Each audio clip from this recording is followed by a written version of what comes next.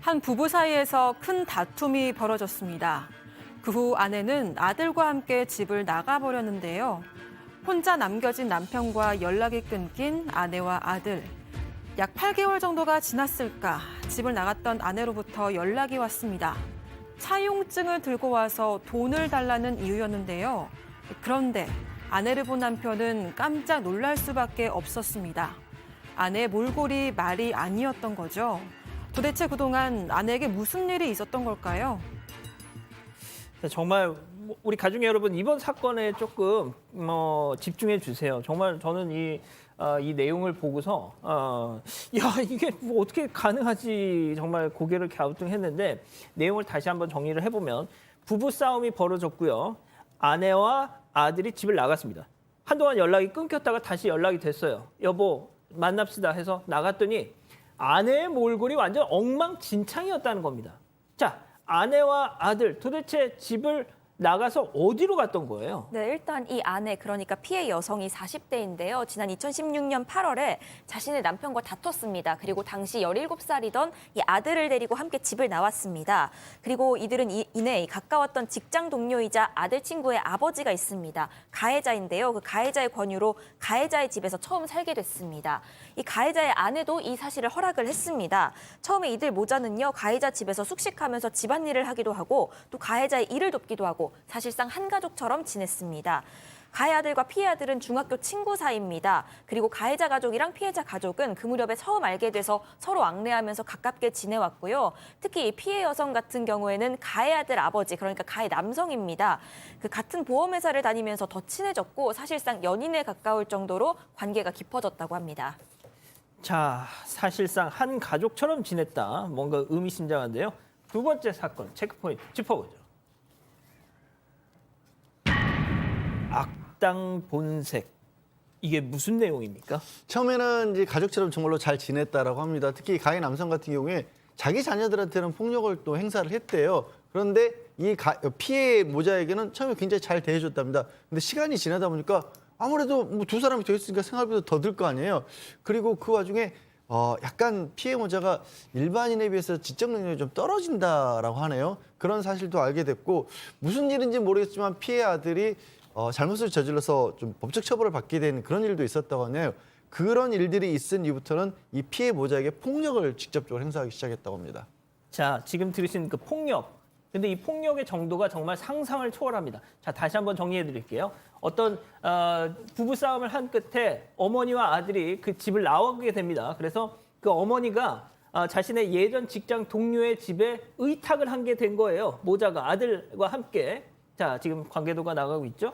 자, 그런데 처음 몇 달간은 한두 달 정도는 아유, 그래요. 그거 잘 왔습니다. 저희 집에서 좀 이따 가세요라고 했는데 시간이 조금 지나고 나서부터 폭행을 하기 시작했다는 겁니다. 도대체 어떤 폭행을? 어떻게? 폭행이 조금 심합니다. 일단은 폭행의 내용을 좀 보면 2016년에 이제 이루어진 경우가 많았는데 그 가해자의 아들하고 또 피해자의 아들 이 두 사람이 이제 나이가 비슷하다 보니까 오토바이를 훔치다가 소년원 처분을 받은 적이 있습니다. 소년원 보호 처분 받은 다음에 출소를 했는데 그때부터 폭행이 이루어졌는데 폭행 내용은 주로 비비탄을 좀 이용하는 폭행으로 좀 보여요. 비비탄은 뭐냐면 이 총 같은 거를 했는데 뭐 죽거나 이러진 않는데 훈육을 해야 된다고 하면서 이 D군한테 이 피해 아동한테 이 피해 아이한테 속옷만 입은 상태로 중요 부위에 비비탄을 발사를 한 겁니다.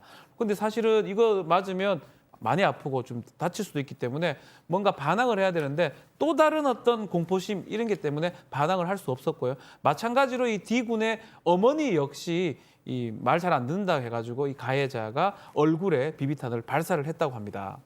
자, 지금 우리 가족 여러분들이 뭔가 좀 관계가 이렇게 복잡하다 잘 이해를 못 하시는데요. 다시 한번 설명을 드릴게요.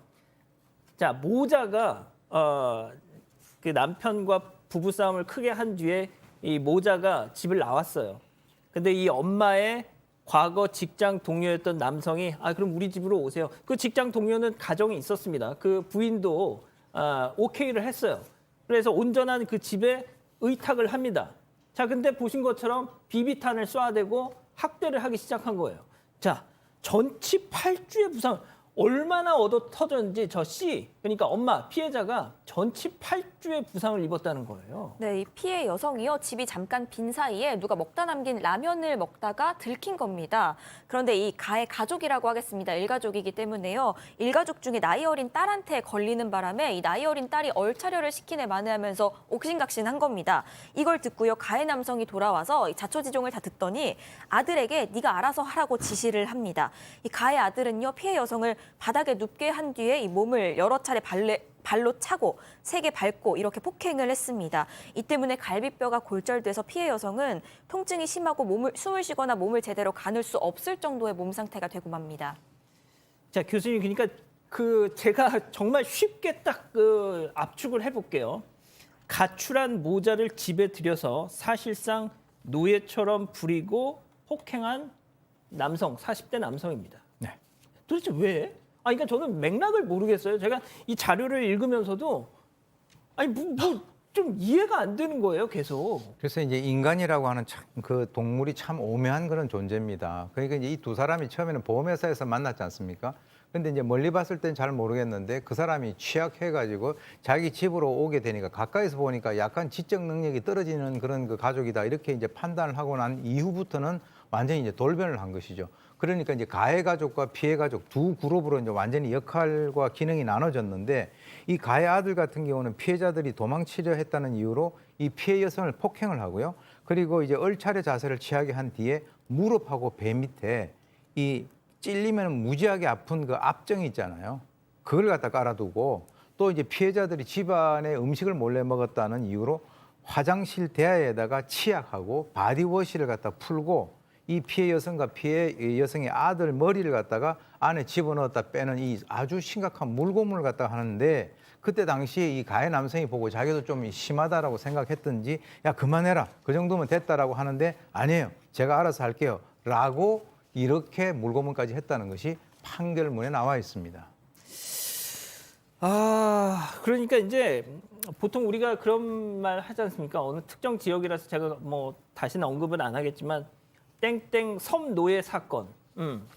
그건 진짜 외진 정말 섬에서 벌어진 인권 침해 정말 사건이었지만 이거는 도심 한복판에서 벌어진 섬 노예 그냥 노예 사건이었습니다. 집에서 자기들 일을 부리기도 했고 그거 잘 안 되면은 막 이렇게 폭행을 하고 얼차려를 주고 세상에 모자를 갖다가 말이죠.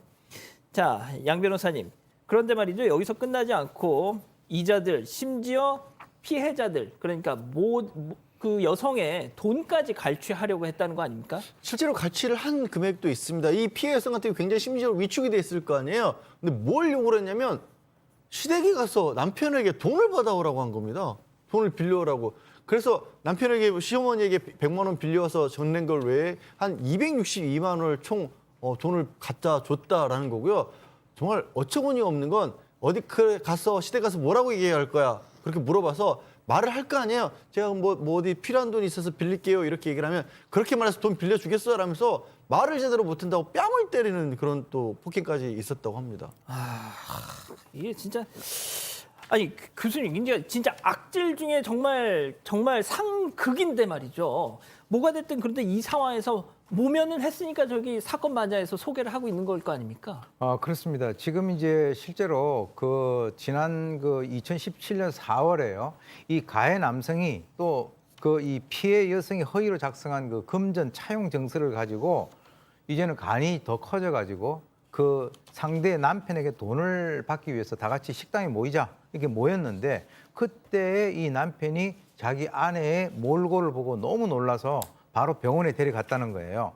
그러니까 이제 그때 이제 이 피해 여성이 바로 이 가해 남성과 지옥 같은 동거에서 벗어날 수가 있었고요. 사실은 그 이전에도 몇 번 이렇게 탈출을 하려고 했는데 거기까지 가서 또 잡아와가지고 도주했다라고 또 이제 그 폭행을 가했는데 이 인간의 이 가학성이라고 하는 것은 쓰면 쓸수록 자기도 걷잡을 수 없는 그런 어떤 상태로 증폭이 되는 그야말로 인간이라고 하는 이 존재는 정말 이해하기가 때로는 힘든 그런 존재입니다. 제가 조금만 더 설명드리면은 이 피해 여성 엄마한테 야 네가 네 아들 때려봐 이렇게 했대요. 그 남자가 어떻게 자기 아들을 폭행을 하겠습니까? 그러니까 우물쭈물하니까 이 여성을 뭐 거의 막 발로 막 밟고 막 폭행을 했다. 자, 또 계속된 발길질에 이 피해 여성 엄마가 비명을 지르니까 어디서 소리를 질러 하면서 수건으로 입을 틀어막고 또 폭행. 아니 이거 완전 제가 더 이상 그 구체적으로 말씀 못 드리겠지만 이 제정신이 아니에요. 자, 너무나 많은 범죄죠. 뭐 중상해죄, 공갈죄, 특수폭행, 특수협박 여러 가지 범죄인데 이 범죄가 아버지하고 아들이 같이 했던 범죄들도 있습니다. 그러다 보니까 두 사람 다 지금 재판에 넘겨졌고요. 아버지 같은 경우는 이 가해 아버지죠. 의붓아버지 역할을 좀 했는 것 같아요. 실질적 가장 행사를 하면서 자신의 그 아들하고 같이 범행을 저질렀던 것.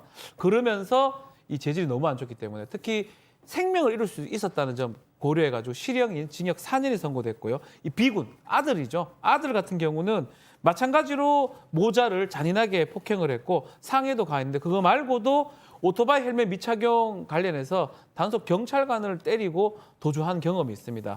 이인데 미성 아들이기 때문에 이 사람 같은 경우는 징역 3년에 집행유예 5년이 선고가 됐습니다. 자, 집행유예입니다. 집행유예. 양 변호사님.